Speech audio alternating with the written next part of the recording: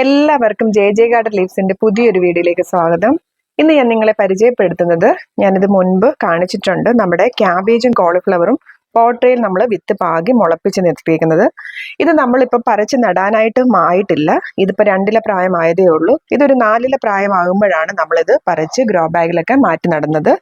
അതിനായിട്ട് നമ്മളിവിടെ മണ്ണും ഗ്രോ ബാഗും എല്ലാം റെഡിയാക്കി വെച്ചിട്ടുമുണ്ട്. അപ്പോൾ അതുവരെ നമ്മൾ ഇതിന് കൊടുക്കേണ്ട കുറച്ച് പരിചരണങ്ങളുണ്ട്, നമ്മുടെ ചെടി നല്ല രീതിയിൽ ഗ്രോത്തോടെ വളരാനായിട്ട്. അതെന്തൊക്കെയാണെന്നാണ് ഇന്നത്തെ വീഡിയോയിൽ. അപ്പോൾ വീഡിയോ സ്കിപ്പ് ചെയ്യാതെ കാണണേ.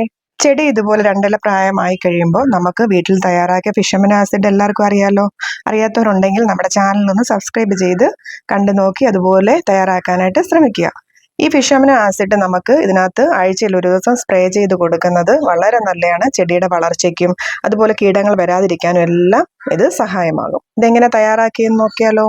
ഇതിനായിട്ട് ഞാനിവിടെ എടുത്തേക്കുന്നത് 1.5 ലിറ്റർ വെള്ളത്തിൽ ഒരു 2 ml ഫിഷമിൻ ആസിഡ് ആണ്.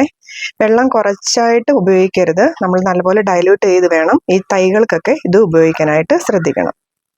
ഇതിലോട്ട് നമുക്ക് ഒഴിച്ച് നല്ലപോലെ മിക്സ് ചെയ്യാം.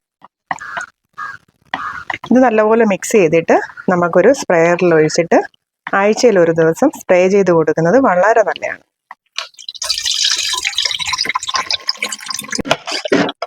ഇതുപോലെ നമുക്ക് സ്പ്രേ ചെയ്ത് കൊടുക്കാം.